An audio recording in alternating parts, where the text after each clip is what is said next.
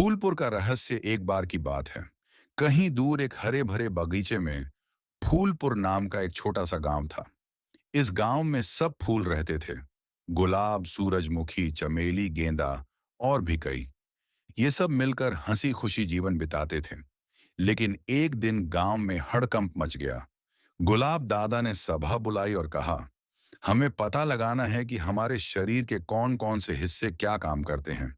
हम इतने सुंदर हैं, लेकिन कोई जानता ही नहीं कि हमारी रचना कैसी है। सभी फूल हैरान। सूरजमुखी बोला, सही कहा दादा, हम फूल हैं, पर अपने ही अंगों को नहीं जानते।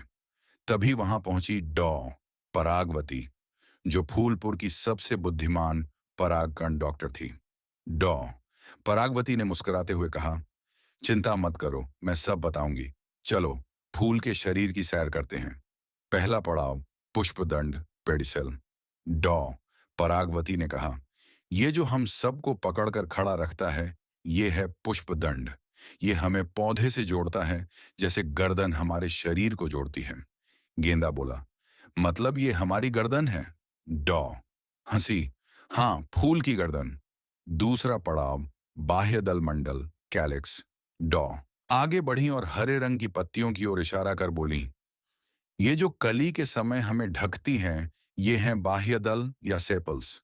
इनका काम हमें सुरक्षा देना है। चमेली ने मुंह बनाकर कहा, ये तो सिक्योरिटी गार्ड्स निकले। तीसरा पड़ाव, दलपुंज, कोरोला। अब सब चले रंग बिरंगे पंखुड़ियों की ओर। ये हैं दल यानी पंखुड़ियां, जो हमें सुंदर और आकर्षक बनाती हैं। इन्हीं की वजह से तितलियां और मधुमक्खियां हमारे पास आती हैं। डॉ बोली। गुलाब शर्मा कर बोला, मतलब हमारी सुंदरता का राज यही है? सूरजमुखी ने ठहाका मारा, तेरी तो सेल्फी की दुकान चल रही है इन्हीं की बदौलत। चौथा पड़ाव, पुंकेसर, एंड्रोसियम। अब पहुंचे पीले पीले रेशों की तरफ। ये हैं पुंकेसर यानी फूल का नर भाग। इसमें दो हिस्से होते हैं, परागकोश, एंथर, और केसराणु, फिलामेंट। परागकोश में परागकण बनते हैं, जो बहुत जरूरी हैं। गेंदा ने पूछा, तो ये हमारे जीन वाले सुपर हीरो हैं? डॉ ने सिर हिलाया, बिल्कुल, यही बीज बनाने में मदद करते हैं। पांचवां पड़ाव, स्त्री केसर, गाइनोइशियम। अंत में परागवती पहुंची फूल के बीचों बीच। अब आए हम सबसे जरूरी हिस्से पर, स्त्री केसर यानी फूल का मादा भाग।